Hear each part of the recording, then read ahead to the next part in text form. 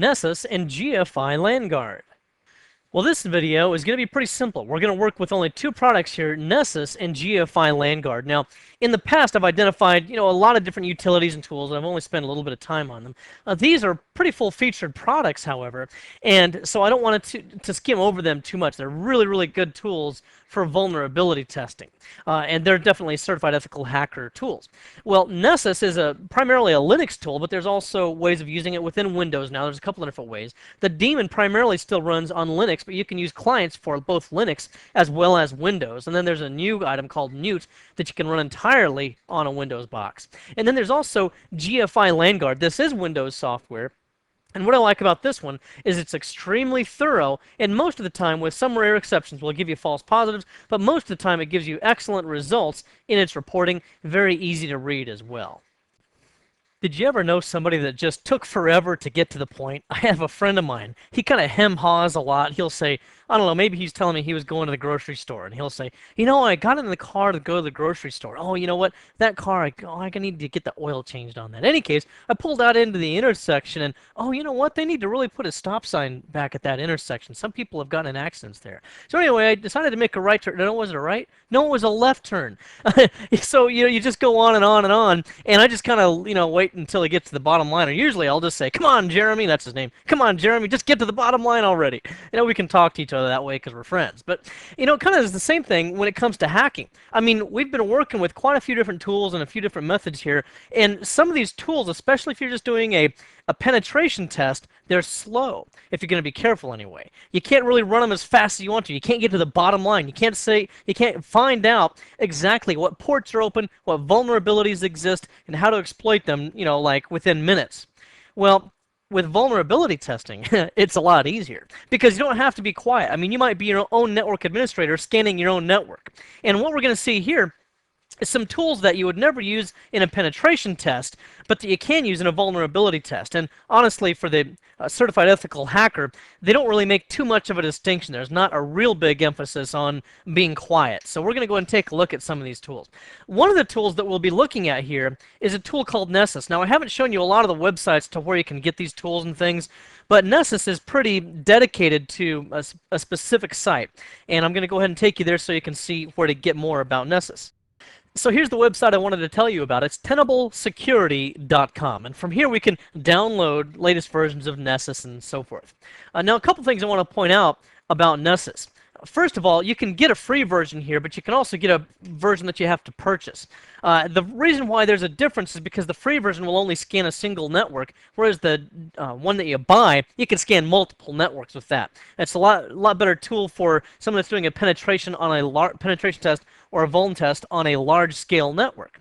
For me, for most of the time, I like to use the free version for two reasons. Number one, a lot of times I'm only going to work with one subnet at a time anyway, and if it's a white box test or even some gray box test, I'll be inside of their network anyhow, and I'll just do it from one network to the next. And the other reason is because I'm cheap and poor, both at the same time. What an unlikely combination, huh? In any case, if you do want to buy it, I'm not trying to sell the product to you. I'm just telling you that it is available, and I think you have to talk to them about how much the actual cost is. But I want to point out a few other things while we're on this page as well. In fact, there it is. Contact them for the pricing for all of these.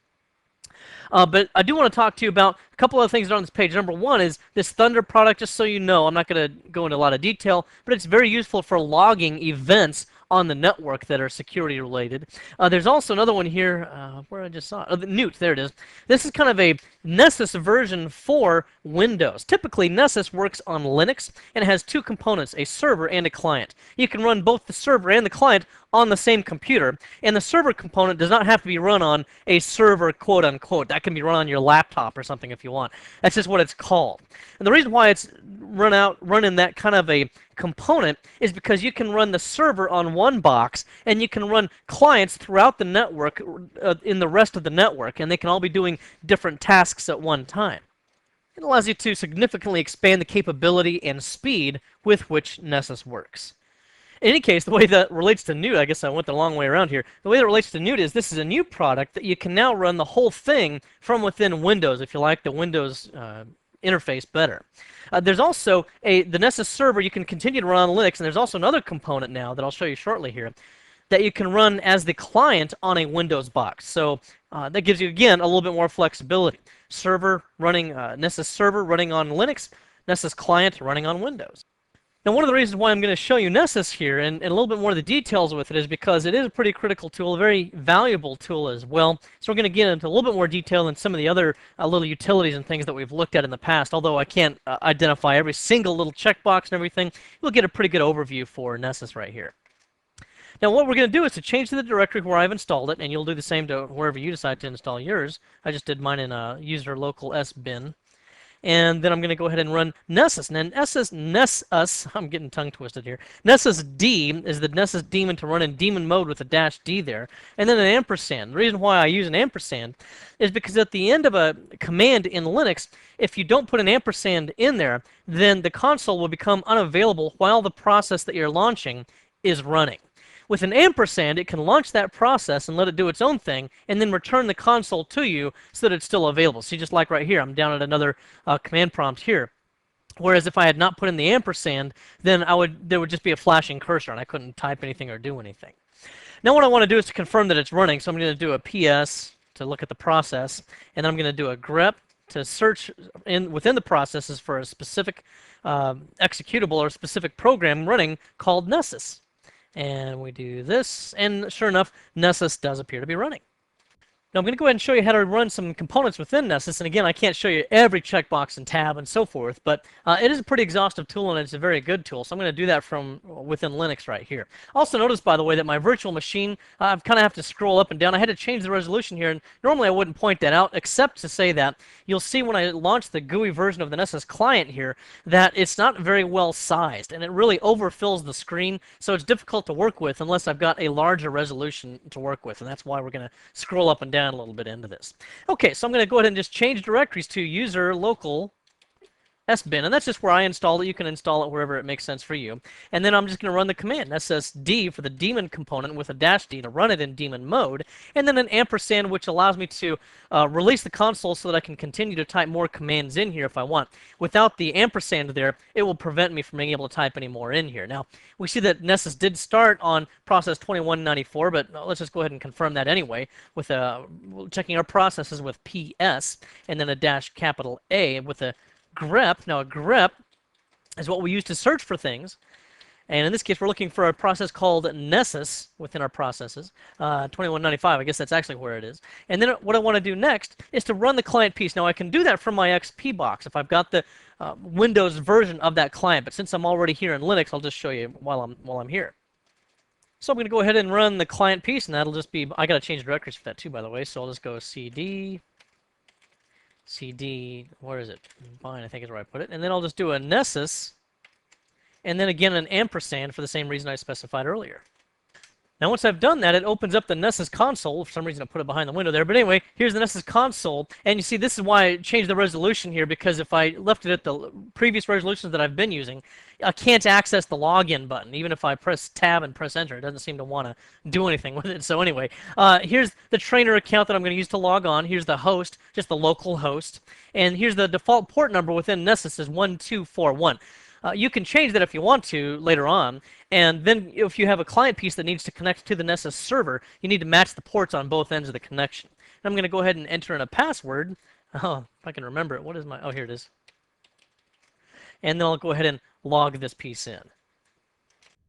All right, then the first thing it does once we log in is it takes us to the plugin tab here, and this is really where the power of Nessus is, because it can probe remote systems, and by the way, it does this without an agent. Some products, such as network management products of various types, require that you install an agent on each client that you want to scan. Well, if you're doing a vulnerability test, you don't want to install the client. You don't want to walk up to someone's computer and say, hey, let me put this agent on your computer so I can see that you're vulnerable to all kinds of attacks. Nobody wants to do that.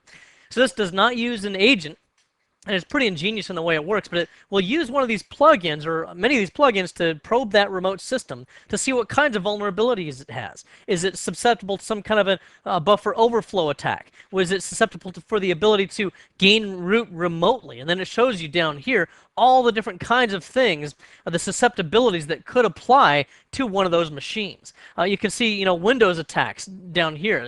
Plenty of those going around. So you can see there's all different kinds of things here. As well, remember, for example, we were able to use server message blocks at a previous point in time to enumerate the local users on that remote machine. Well, we were able to get a lot of information in a recent nugget when we looked at that at a previous time. So you can see where that's valuable. Then it gives you some information about it over here as well. So it's very, very useful information. And in fact, sometimes I'll even just go through here and read through some of these things without actually even running any scans, just to keep myself up to date on what's going on there. Also, another thing that's very useful is if you go to the Bug Track website, and note the spelling there, go to the Bug Track website, they have IDs and you can do searches against all of their vulnerabilities for these various types of problems. And while I'm here, let me point out a couple of other things. One of them, don't you just hate Gator? Have you ever worked with Gator? It's not really I guess it could open holes for certain kinds of spyware and things like that, and that's what a lot of people consider this, is to be some kind of spyware. But really, it's just a huge annoyance, so I want to try to get rid of that anywhere in my organization that I see it. And then there's a number of other things here. One of the things you'll see a lot of is buffer overruns in Windows Shell, and they're not all named this exact same thing, but there's a lot of exploits that allow you to do the same thing, where you'll do some kind of a buffer overrun and then launch a Windows Shell or a command prompt that allows you to, from that point, do just about whatever you want to. So that's a very common kind of a thing that you'll see there. In any case, a lot of different good stuff there. You see there's several other ones here as well. Backdoors, finger abuses, all different kinds of things that you can see here going on. One thing I want to point out here as well is that you can enable all of them or enable all but dangerous plugins. Well, what's that mean? Now, some of these plugins in probing against the destination machine might create a DOS attack or a denial of service attack just because some of the probes are a little bit aggressive and it has to actually test to see whether the machine is vulnerable to something. And if it is, well, it might cause that vulnerability to happen, which sometimes is a denial of service attack.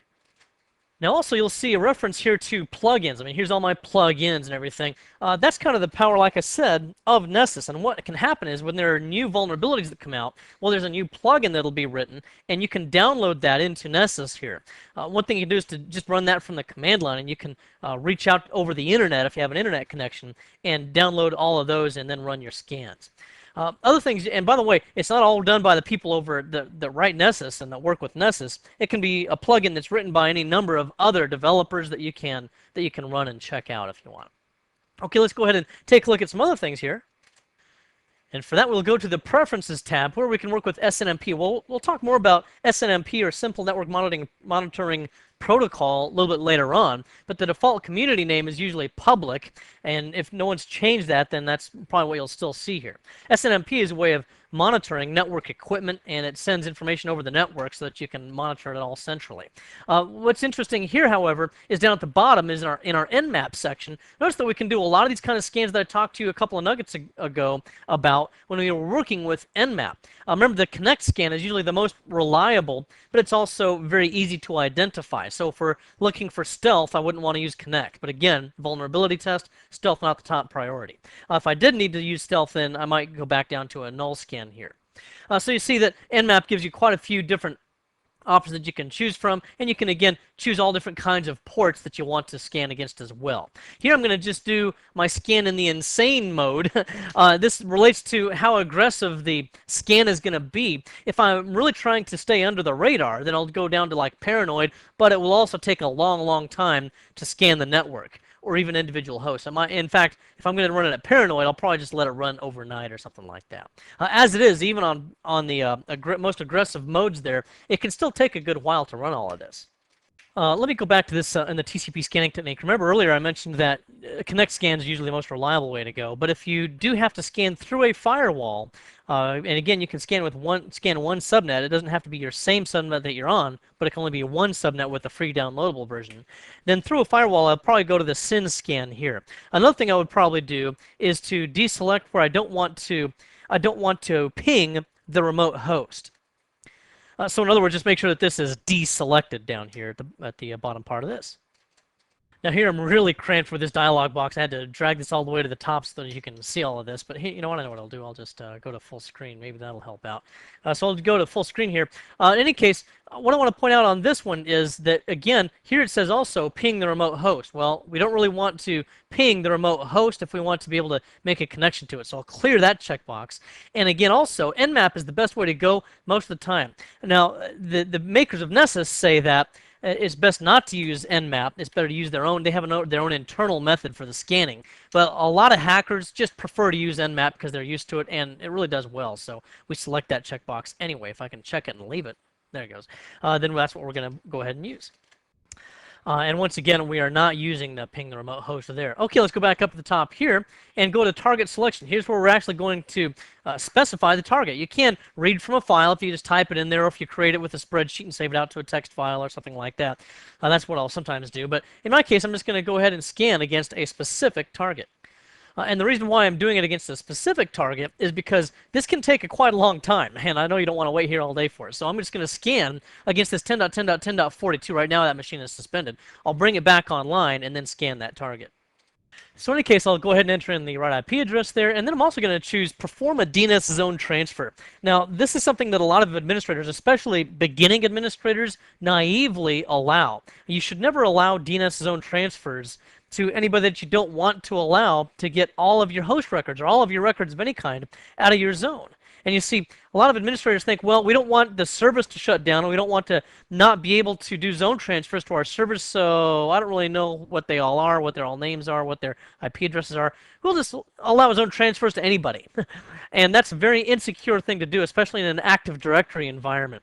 So in any case, we'll talk more about that later on in this series, but I'll go ahead and give that a try here to at least attempt to do a DNS zone transfer. Here I'm going to go ahead, and this is where I'm going to do weird stuff. I got to right-click on the title bar up there and choose Move to move it up enough so I can get to the buttons down here at the bottom. And then the dilemma there is going to be if I need to get up to the top again, I really can't because I can't access that title bar again. Probably somebody knows a keyboard shortcut that allow me to do this, but I don't know what it is. In any case, I'll go ahead and click Start the Scan, and we'll just let it do its thing here. We'll let it do its own scan and see what it can figure out about that destination. This does take a while, so I'll pause recording and come back to you when it's completed. All right, well, it looks like Nessus is done, and when it's completed, it issues an NG report, and we see the IP address of the client that we were scanning here. There's the subnet it was on. Here's the actual host. I guess I just need to click it once. And it identifies what ports were open and whether or not there's something to be concerned about. The ones that obviously we need to be concerned about are whichever ones have the big exclamation point on them right there. This is where it's showing that it's running an application called VNC, and these two items right here. A VNC is a way of remotely controlling a computer. That's actually been installed on purpose in my case in advance because I want to show you how it can also reveal some vulnerabilities later on. A lot of administrators use VNC to be able to do something similar to terminal services or remote desktop, and they use them for assisting users in being able to do certain things. They'll be able to control the mouse and the keyboard remotely, and they'll be able to see what's going on that user's screen. Well, obviously, if someone hijacks that or uses it for malicious purposes, well, then they're going to be able to have total control of that computer. And here we've got VNC running on a pretty high-profile mail server and domain controllers, so that's not necessarily a good thing in this case. And then I went ahead and skipped on down here to NetBIOS. Remember, this is running over UDP port 137. We saw that in our last nugget. And we have a security warning for this one as well. It was able to derive the following NetBIOS names from this server. And also, it's able to potentially exploit a vulnerability in which you can, and you can see the item right here, but you can potentially get sensitive information out of this server. So we see some things going on there. We see some other items here, security hole. This is where we could exploit the MS Blaster or something like that. So in any case, we've got all kinds of different vulnerabilities here that just goes on and on and on, all the different things that are wrong with this server. Now, one of the reasons why is because I've deliberately left some things open so that we would have something to work with. But there are a lot of administrators that just, quite frankly, even though they hear all of the warnings about security and everything, they just don't update their systems the way they should be. So as long as you get current up-to-date plugins using Nessus, and you download the most recent ones, you're going to be able to get certain vulnerabilities against machines that haven't been rebooted in a long time and haven't installed the latest service packs and the latest updates. So that's how you run the server and client from within Linux. If you want to work with a Windows box for your client side of things, you can do that too. Remember I mentioned that there's a Nessus WX file that you can download, and you can go to nessus.com to download that file. There's a link for it. Anyway, you just download it, and if you look inside of this zip file, it's not like a lot of other Windows applications. This one is actually a little bit closer, in some respects, to a Linux application.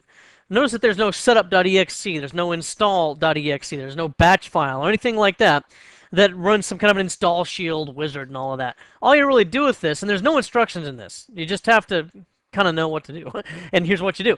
Just copy all of these files or extract all of these files to a directory of your choice. Now I've already done that, so I'm going to go to the appropriate folder here on my C drive, and I just dumped it into the temp directory where I now have all my Nessus files. Now, again, there's no setup.exe or anything like that. In this case, all you do is you simply double-click on the executable, bam, and it'll just launch, if I can click right, it'll just launch this Nessus console for us.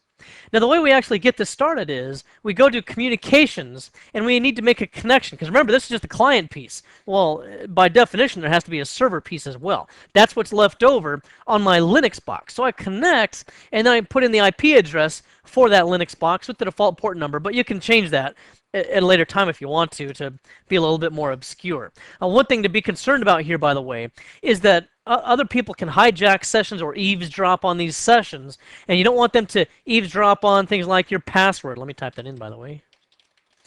Your password or something like that, and you can save that password. You can also do authentication by certificate, and the encryption here is going to encrypt the data so that, again, someone cannot intercept it, because you can imagine this could be security-sensitive information. So what I'll do now is go ahead and click on Connect. Now, once you've done that, you go ahead and make your connection. Then it just flashed by real fast on the screen, and I had paused recording already. But it'll also tell you that it's downloading plugins. It downloads those plugins from the server. And again, keep those up to date as much as possible. Now what I want to do is to start a new session. I can go to the menu up here and choose New, or I can press the Insert key, or just use the toolbar up here. I'm going to click that to start a new session, and click on Create.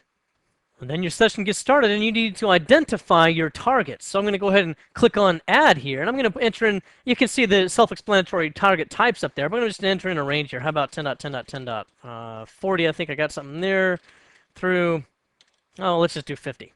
So we'll click OK here, and then we can also choose, again, additional options. These are very similar to the things we looked at earlier, just obviously the interface is a little bit different than what we saw before. You can do 16 simultaneous hosts, security checks per host, 10 simultaneous security checks per host, so you can kind of multi-thread this. It helps a little bit with performance. We saw an equivalent checkbox in the Linux version of this, which was to only run those plugins that were safe. Here we call it safe checks, and this again would help to prevent a denial of service attack against yourself. So you don't want to have that happen in any cases. And sometimes you might actually want to, but you might need to do it against machines that are representative of what else you have on the network to make sure that they're not going to cause a problem and be subject to denial of service attack. And you would do that then in a lab probably. Okay, then you can just do port scans as well. You can identify which port you want. We'll just do the privileged ports, or you could do well-known services, which includes privileged ports as well as a few others. We can also choose to ping the remote host. I'm going to disable that because remember, a lot of your scans will stop cold if they don't respond to a ping. If there's a firewall involved, we're not going to want that. I'm going to enable Nmap, and you see there's a whole bunch of other different things that we can do here as well. Also, again, if we are concerned that we will be identified or that we'll be blocked by some kind of a intrusion detection system, we can disable to connect scans and instead use a SYN scan. So you see several of these different types of options. And that's pretty much it. This could take a while, so I'm probably going to pause recording after I click OK and it gets started here. But what we do here is we have our first session, and you can right-click on it then and choose Execute, or just press Enter. And then it's going to give us some options for how to execute the session. This middle option there, knowledge base identification information with each of the vulnerabilities it can find. It can also save the session itself. I'll just go ahead and check those. And then you can also do a detached scan. What that's going to do is it's going to go ahead and run the scan, and then you can see it's kind of grayed out right now, but then it'll email you with the information that it's received. I'm sitting here right now in front of it and live, so I'm not going to wait for the email. I'm just going to go ahead and click on Execute, and this is going to possibly take a good while, so I'll give it a little bit of time. One thing I will point out, though, is if you see that there's several hosts that appear to be dead or that you're not interested in, it's in your interest to go ahead and stop scanning on some of those hosts. So for example, if I know that there's no .50 in my network, I'll just stop testing on that host, and that'll help to reduce my list a little bit. I can also remove finished hosts from the list, and that helps me again to weed out what's going on here.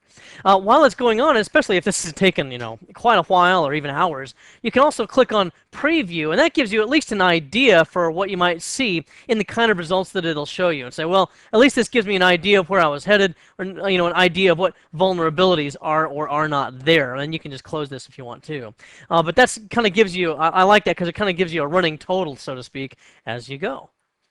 All right, once the scan is done, you can see that we don't have anything left in the list. That's because I also selected this option, remove finished hosts from the list, and I removed also all of the hosts that weren't responding or that I knew weren't actually up. So really only probed a couple of IP addresses there. But in any case, go ahead and close that. Now I can see this report.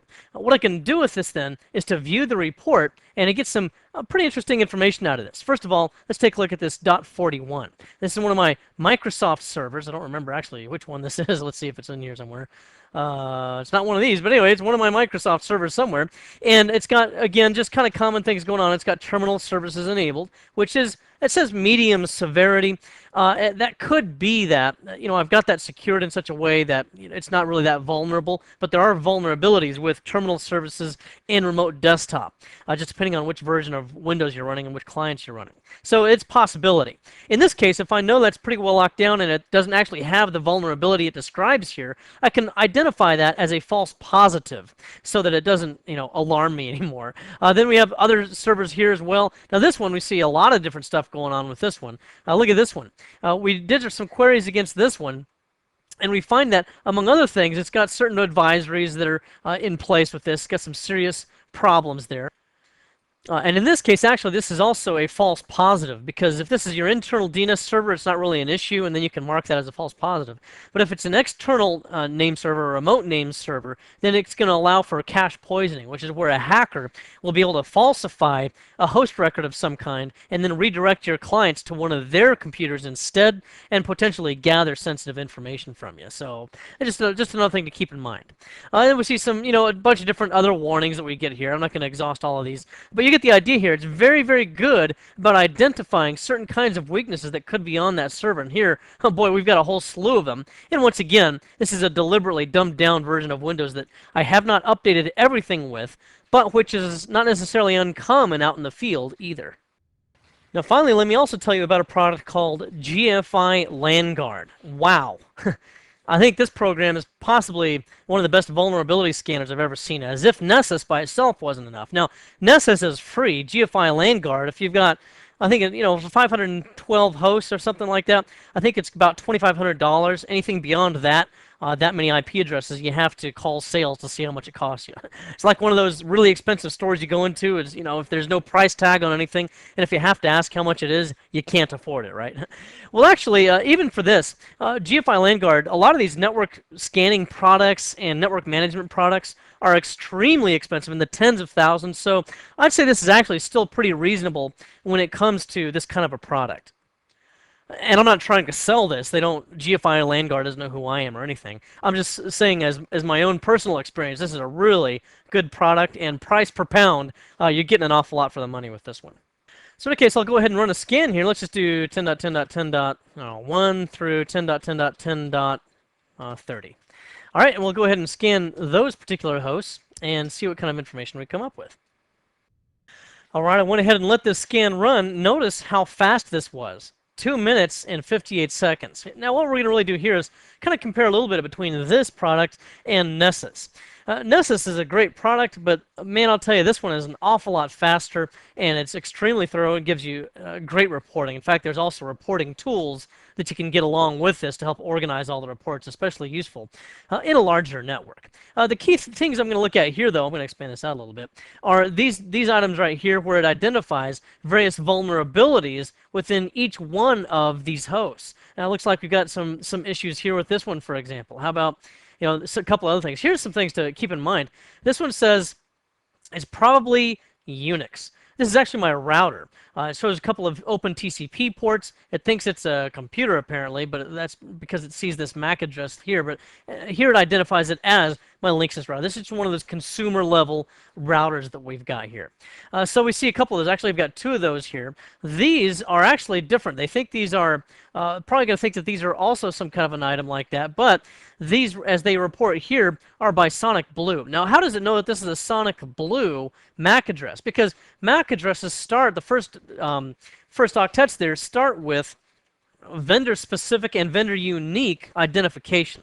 So by just looking at the MAC address, this can scan it against a database of whoever owns this kind of a MAC address, and they know who it belongs to. So these actually, I probably watch too much TV. These are 3 Replay TV units that I've got in my house. And Replay TV is a lot like TiVo. You can record TV shows to a hard drive.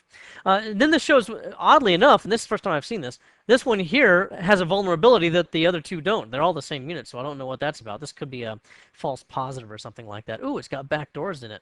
And it's showing a deep throat back door on there.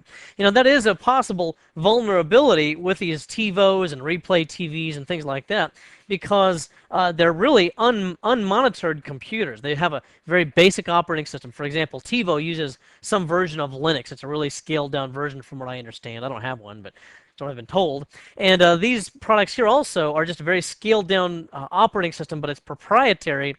So this is probably a false positive in this case. And I decided to go offline just for a moment here and research this a little bit more. And this is another thing that we need to do when we see a potential vulnerability for 2 reasons. Number one, if it's one of your own computers, you want to make sure you lock it down. That's where I am right now. I don't want this Trojan on my systems. Number two, the other thing you'll want to do is if it's something you can take advantage of and you're scanning somebody else's systems, well, that's exactly what you're going to want to do. You want to take advantage of this against that other host. So a couple things I can do. I can run another scanning tool to confirm my results so that I can see whether or not this is a false positive. This scan did not see the same issues. It saw some other things, but it did not see anything about that kind of a backdoor Trojan. But to be fair, this product here probably would not identify it as specifically either. It would just identify the ports and any potential weaknesses that could be there and characteristics of the TCP/IP traffic going back and forth between this host and that one. So, might still not be able to rule this one out yet by looking at that one. What else could I do? I could go to research about that particular item, and I looked up certain Trojans here. And what we see with this one is this could not possibly be the exact Trojan anyway that it's identified by GFI LANguard. Number one, because the system that it appears on is not a Windows operating system. However, this works within this registry key. If you're not familiar with this registry key, you should be, because this will always run at the startup of every Windows machine. Anything that's in this particular run key. Also, and here's a quick tip for you, by the way, as a hacker. Typically, hackers will, put their Trojans or whatever it is in this run key, but you don't have to just put it in this run key. In reality, this is where administrators are going to look first, and where antivirus software and anti-spyware software will look when it wants to see if there's some kind of Trojan running. Well, as a hacker, you can craft your own hacks, and you can put it in any run key anywhere in the registry. You can create your own run key in any path that you want in the registry, and it will still run when that computer starts up. So you're not limited to just this location. In any case, again, I'm not working with the Windows operating system here, so this could not apply. And it only works on Windows 95, 98, and NT anyway. And this is a proprietary operating system that just writes TV shows to the hard disk. So that's a little bit different that way. Also, by the way, I apologize for the profanity down here. As I mentioned way early in this whole series, there's a lot of profanity in hacking, and you kind of have to turn a blind eye to it or something like that if you want. And this is just showing us the default passwords for these servers for that particular Trojan. Another thing to consider here is, why does this scanning program think that Deep Throat is on there? Why am I getting this false positive? Well, it's because I opened up port 60,000 on that specific Replay TV device, because it transfers shows to and from other Replay TV devices throughout the internet. So we can, if I'm lost an episode of Lost, for example, or if I don't have an episode of Lost, then I can request it from another user, and they can send it to my system. Well, I have to open up a port in order for that to happen, and I just arbitrarily chose 60,000, not realizing that it was on the same port that Deep Throat likes to use. So obviously a false positive. Now, another thing I like about this tool is that you can look for the scan filters. You can do a full report or just look for the most high security vulnerabilities that are found on the system, and you can probe these different ports again and identify what kinds of things it saw going on there. So, again, very useful information there. Easy to read reports, very clear, easy help system to work with as well, I might add. So, very, very good tools here, and you can use these kind of tools as well. Good product here with GFI LandGuard. In this nugget, we discussed Nessus and GFI LandGuard. Remember, with Nessus, there's a free version that you can a free version that you can get that'll scan a single network, but you can also pay for a version that scans multiple subnets if you want. In any case, even the single version is full feature and it works very well. The daemon works on Linux boxes, but you can also get one now called Newt that works on Windows entirely. And there's also clients, one that works on a Linux box. There's two actually, a command line version, and there's also a GUI version, which is the one we saw. And then we saw the Windows version of this as well, the Windows client, and saw some results from it. Another very, very good program is something called GFI LandGuard, except for the trial version that you can download. I think it's good for 15 days. This is a pay product, but it's really a pretty good value, and the reporting on this is outstanding, and the scan results are outstanding as well. We saw that you can get a false positive. That's nothing against GFI LandGuard. Just so happens that I opened a port that's typically associated with a backdoor Trojan. Well, I hope this has been informative for you, and I'd like to thank you for viewing.